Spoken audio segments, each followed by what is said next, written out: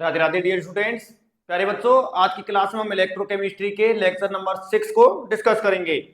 तो आइएगा बच्चों, आज का जो हमारा टॉपिक रहेगा वो रहेगा बच्चों फैराडेज लॉ। आज हम बातें कर रहे हैं फैराडे लॉ के बारे में। तो इलेक्ट्रोकेमिस्ट्री के अंदर देखो बेटाओ, तो इलेक्ट्रोलाइसिस का जो प्रोसेस है, किसका प्रोसेस? इलेक्ट्रोलाइसिस। जब हम इलेक्ट्रोलाइसिस करते हैं, ठीक है, कोई भी हमारे पास में इलेक्ट्रोलाइट है, जैसे कि हमारे पास में ये सेल है बच्चों, और इस सेल के अंदर हमने ये इलेक्ट्रोलाइट को फिल किया हुआ है, जैसे NaCl को हमने फिल किया हुआ है बेटा इसमें, और ये इलेक्ट्रोड लगाए हुए हैं। इलेक्ट्रोलाइसिस करेंगे, ये हमारा पॉजिटिव और ये नेगेटिव टर्मिनल हो गया है बैटरी का, ठीक है। पॉजिटिव से जिसको कनेक्ट करते हैं वो होता है हमारा क्या?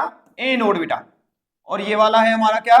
कैथोड। अब मान लो हमने इसमें क्या भरा हुआ है? NaCl भरा हुआ है, Na प्लस और Cl माइनस में ये टूट जाएगा। क्लियर?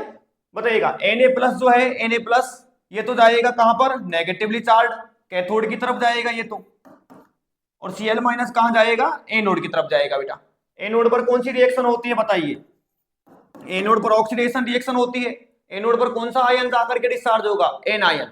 एनोड पर जाता है एन आयन और कैथोड पर जाता है कैट आयन। तो एन आयन को ले आइएगा, एन आयन कौन है? Cl माइनस, ऑक्सीडेशन कर दो, हाफ Cl2 बन जाएगा बेटा। क्या बन जाएगा? Half Cl2 gas. तो ये Cl2 गैस लिबरेट हो जाएगी।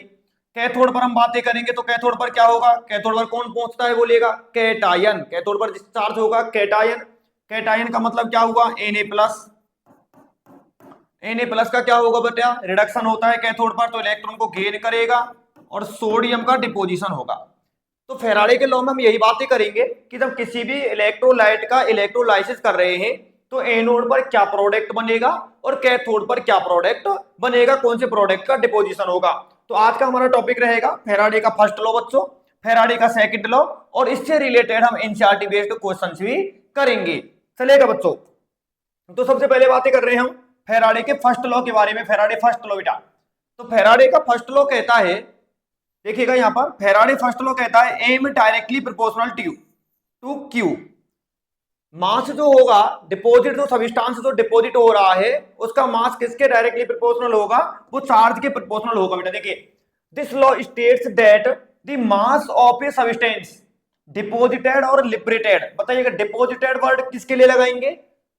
यदि हमारा जो सब्सटेंस है वो सॉलिड है तो डिपॉजिट शब्द का हम यूज करते हैं, और गैस के लिए किसका करेंगे? लिबरेट का। गैस क्या होगी? लिबरेट। एट एनी इलेक्ट्रोड, किसी भी इलेक्ट्रोड पर जो डिपोजिशन हो रहा है, जो भी डिपोजिशन हो रहा है वो किसके डायरेक्टली प्रोपोर्शनल होता है बच्चों? Directly proportional to quantity of electricity. Electricity का मतलब क्या हो गया यहाँ पर? Charge passed through the electrolyte. Electrolyte में से हम जितना ज्यादा करंट का फ्लो करेंगे, जितने ज्यादा चार्ज का फ्लो करेंगे, चार्ज की वैल्यू यदि ज्यादा रहेगी बेटो, तो हमारा जो डिपोजिशन होगा, जो डिपोजिशन होगा, किसका डिपोजिशन होगा बताइएगा? किसका डिपोजिशन हो रहा है? देखिएगा यहाँ पर, जो मास डिपोजिट हो रहा है सब्सटेंस का, वो किसके डायरेक्टली प्रोपोर्शनल होगा? चार्ज के डायरेक्टली प्रोपोर्शनल होता है। यदि चार्ज ज्यादा फ्लो करेंगे, चार्ज ज्यादा होगा, तो डिपोजिशन भी क्या होगा? ज्यादा होगा। क्लियर? तो देखिएगा ये क्या लिखा हुआ है? मास डायरेक्टली प्रोपोर्शनल टू चार्ज। किसका मास है यहाँ पर? देखो बेटा, एम का मतलब है M is the mass of the substance deposited. किसका? डिपोजिटेड का मास है, ये सब्सटेंस का मास है बेटा। और किस में लेना है अपने को? ये ग्राम में लेना है बेटा। सेकंड, क्यू के बारे में बात करें तो बताओ क्यू क्या होता है? क्यू का मतलब होता है चार्ज बेटा। क्यू का मतलब क्या है यहाँ बोलिए? क्यू का मतलब है बच्चों चार्ज बेटाओ। और चार्ज की यूनिट क्या लेंगे बोलो? चार्ज की यूनिट क्या लेते हैं? कूलाम बेटाओ। देखिएगा ये लिख रहे कूलाम लेते हैं, ठीक है। और आपको पता है क्यू इक्वल टू क्या होता है? IT होता है बेटा। क्यू का फॉर्मूला होता है Q equal to IT, current into time को हम बोलते हैं क्यू। ओके, तो देखिएगा एम डायरेक्टली प्रोपोर्शनल है बच्चों किसके? क्यू के। हमने डायरेक्टली प्रोपोर्शनल को यहां से हटाया, और डायरेक्टली प्रोपोर्शनल को हटाते तो बोलेगा क्या लगाते हैं हम? जेड लगाते हैं बेटा, जेड। और जेड का नाम क्या है? देखो यहां पर, जेड का नाम है इलेक्ट्रोकेमिकल इक्विवेलेंट। इलेक्ट्रोकेमिकल इक्विवेलेंट बच्चों, जेड को हम कहते हैं इलेक्ट्रोकेमिकल इक्विवेलेंट। और क्यू की जगह पर बोलेगा क्या लिख दिया हमने? IT। क्लियर? तो फॉर्मूला हमारा बन गया है M equal to Z Q.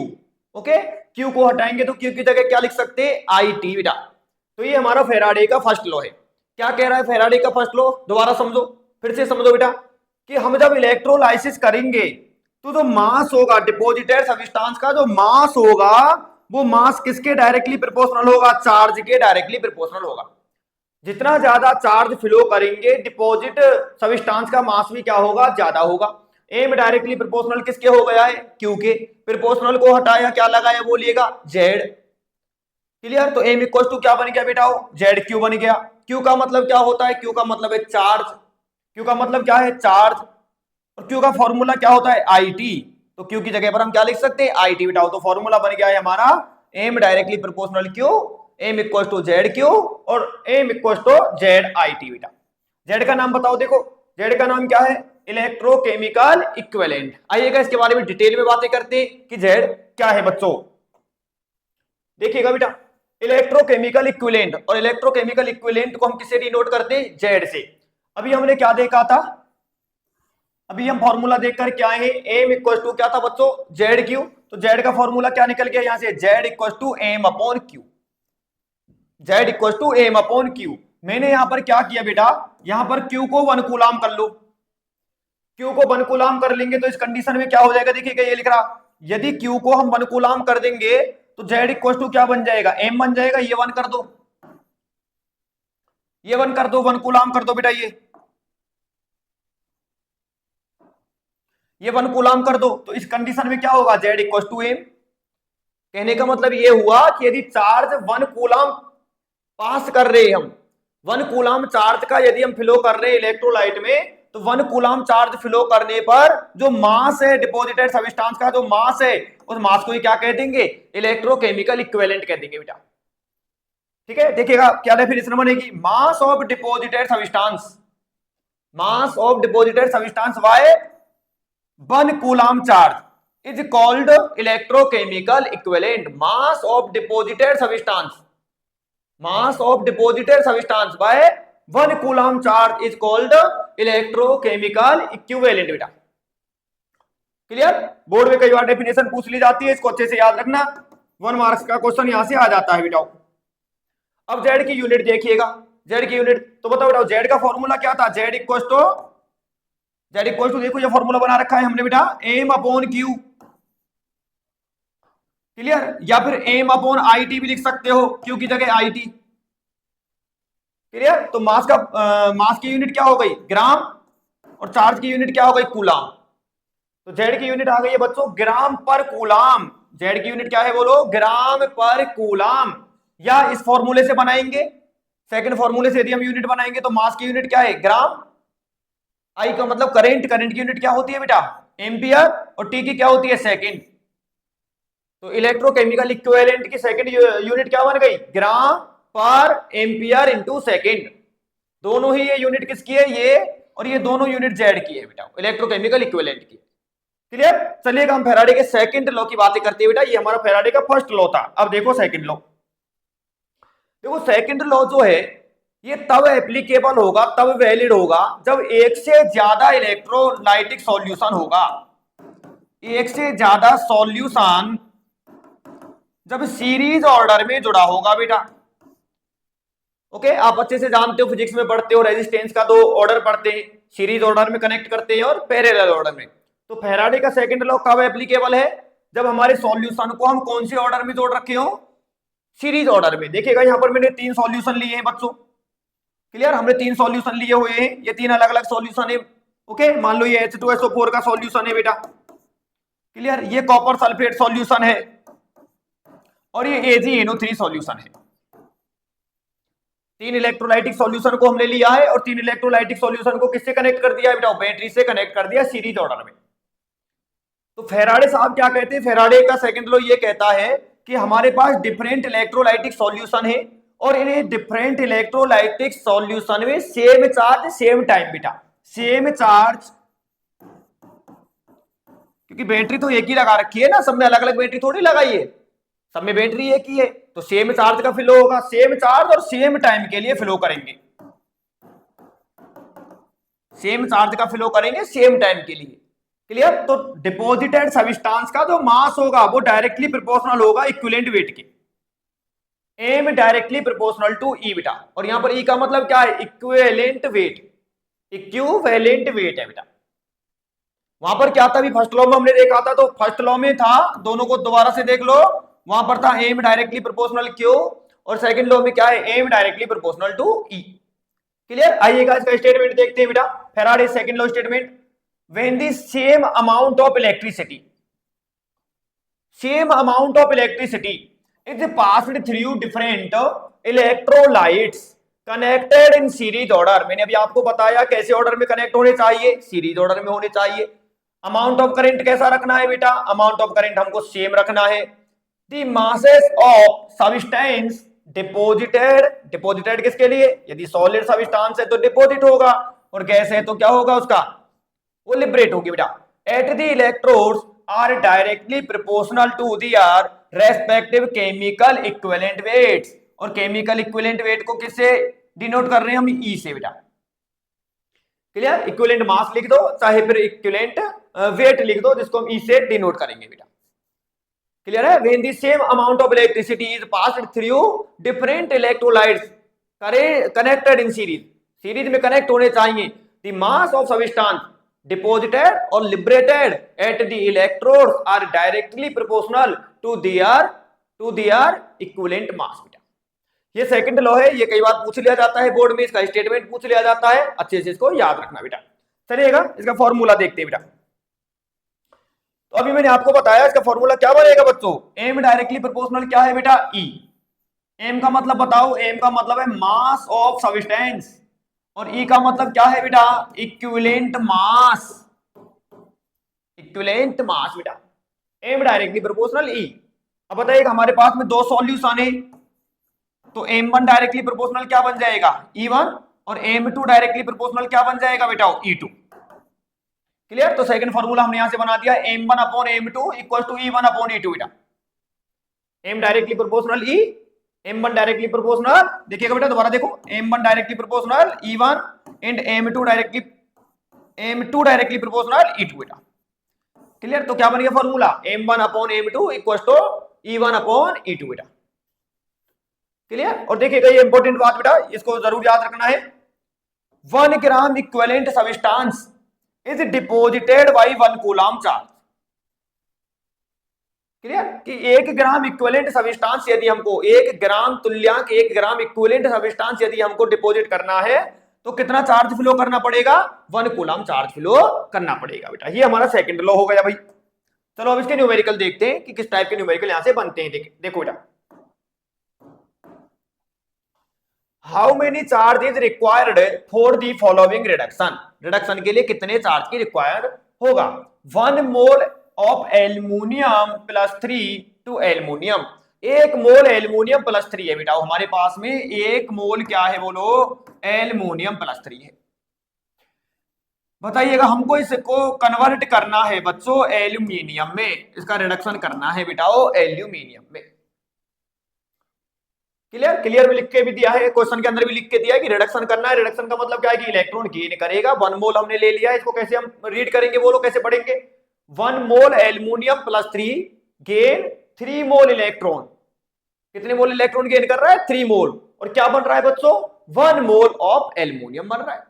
Clear. बताइएगा बच्चों ये 3 मोल इलेक्ट्रॉन का मतलब क्या होता है, 3 मोल इलेक्ट्रॉन का मतलब हो गया, ये लिखिएगा, हम लिखते हैं 3 मोल इलेक्ट्रॉन, और 3 मोल इलेक्ट्रॉन का मतलब होता है बेटा 3 फैराडे चार्ज। 1 मोल इलेक्ट्रॉन पर चार्ज कितना, 1 फैराडे, 2 मोल इलेक्ट्रॉन पर चार्ज 2 फैराडे, 3 मोल इलेक्ट्रॉन्स पर चार्ज 3 फैराडे। तो 1 मोल एल्यूमिनियम प्लस 3 को यदि एल्यूमिनियम में बदलना है तो 3 मोल इलेक्ट्रॉन लेना पड़ेगा। 1 मोल इलेक्ट्रॉन का मतलब क्या हुआ, 1 फैराडे, तो 3 मोल इलेक्ट्रॉन का मतलब क्या होगा बच्चों, 3 फैराडे। यही तो हमसे पूछ रहा है, यही तो हमसे पूछ रहा है कि कितना चार्ज चाहिए, 3 मोल इलेक्ट्रॉन चाहिए, इसका मतलब 3 फैराडे चाहिए। 3 फैराडे का मतलब बेटा 3 इंटू 1 फैराडे क्या होता है, 96500 कूलम। ये आ गया आंसर। क्लियर है। सेकंड को देखो बेटा, 1 mole of Cu plus 2 to Cu।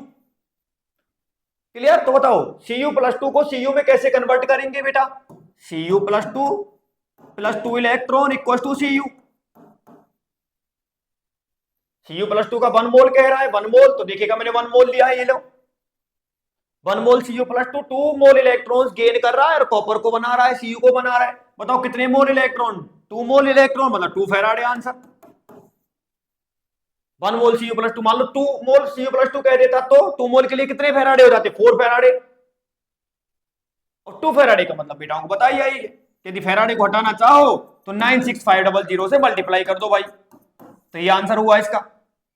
बिल्कुल इजी क्वेश्चन, एनसीईआरटी बेस्ड और इसी टाइप के क्वेश्चन पूछे जाएंगे बेटा, कोई अलग नहीं पूछेगा। बिल्कुल, चाहे नीट है, चाहे 12th है, चाहे जेईई है, सब इसी टाइप के क्वेश्चन पूछे जाते हैं। क्लियर? नेक्स्ट क्वेश्चन देखो बेटा, इससे रिलेटेड नेक्स्ट क्वेश्चन देखते हैं। Calculate the charge in coulomb required for the oxidation of, oxidation करवा रहा है बेटा, 2 moles of H2O to O2। अब आइएगा देखो, H2O को कैसे तोड़ोगे बेटा? तोड़ो देखो, 2H प्लस प्लस एक ऑक्सीजन का मतलब हाफ O2 गैस लिबरेट हो जाएगी प्लस 2 इलेक्ट्रॉन्स। तो 1 मोल H2O के लिए बताओ कितने मोल इलेक्ट्रॉन की रिक्वायरमेंट हो रही है? 2 मोल। 2 मोल का मतलब 2 फैराडे। क्लियर? 1 मोल के लिए रिक्वायरमेंट है बेटा, 1 मोल के लिए कितना फैराडे चाहिए बोलो?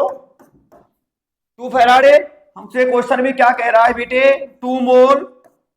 तो 2 मोल का मतलब बताओ कितना फैराडे हो गया? 2 मोल के लिए कितना चाहिएगा? 4 फैराडे आंसर आ गया। फैराडे को हटाना चाहो तो आपकी मर्जी है, फैराडे को हटा लेना बेटा। 4 × 96500 कूलम, ये आंसर आ गया बेटा, कोई दिक्कत नहीं। चलिएगा बेटा सेकंड क्वेश्चन देख लो। 1 mole of FeO to Fe2O3। बेटा बिल्कुल इसी तरीके से बताता हूं। यहां पर देखो FeO में Fe की ऑक्सीडेशन स्टेट क्या है बोलो बेटा? Fe प्लस 2 है भाई। Fe की ऑक्सीडेशन स्टेट क्या है बेटा? Fe प्लस 2 है। और ये Fe प्लस 2 से देखिएगा किसमें कन्वर्ट हो रहा है बेटा? Fe2O3 के अंदर बताओ ऑक्सीडेशन स्टेट क्या है इसकी? प्लस 3। प्लस 3 में कन्वर्ट हो रहा है बेटा। बता दो कितना मोल इलेक्ट्रॉन लूज करेगा? Fe प्लस 2 से Fe प्लस 3 कब बनेगा? जब 1 मोल इलेक्ट्रॉन 1 इलेक्ट्रॉन को लूज करेगा। मतलब कहने का ये हुआ, हम इसको ऐसे लिख सकते हैं, Fe plus 2 equal to Fe plus 3 plus electron. अरे क्लियर है? क्लियर है? और क्लियर कह रहा है वो, ऑक्सीडेशन खुद कह रहा है, ऑक्सीडेशन का मतलब इलेक्ट्रॉन को लूज करेगा। Fe प्लस 2 Fe प्लस 3 में कन्वर्ट हो रहा है। बताइएगा बेटा कितने मोल इलेक्ट्रॉन? क्लियर दिख रहा है, 1 मोल इलेक्ट्रॉन। इस कन्वर्जन के लिए, इस परिवर्तन के लिए कितने मोल इलेक्ट्रॉन की रिक्वायरमेंट होगी? 1 मोल इलेक्ट्रॉन की बेटा। और 1 मोल का मतलब हो गया फिर से भैया मेरे 1 फैराडे। बोलो कितने फैराडे? 1 फैराडे बेटा। तो इस टाइप के क्वेश्चन पूछे जाएंगे और भी हम बहुत सारे क्वेश्चंस करेंगे। ठीक है, जब चैप्टर कंप्लीट हो जाएगा तो हम खूब सारे क्वेश्चंस इसके डीपीपीज सॉल्व करेंगे बेटा। तो आज हमने बातें की फैराडे का फर्स्ट लॉ, फैराडे का सेकंड लॉ एंड उससे रिलेटेड क्वेश्चंस को आज हमने सॉल्व किया बेटा। बाकी की चर्चाएं करेंगे हम नेक्स्ट मीटिंग में। Thank you very much. Radhe Radhe, जय श्री कृष्णा बेटा।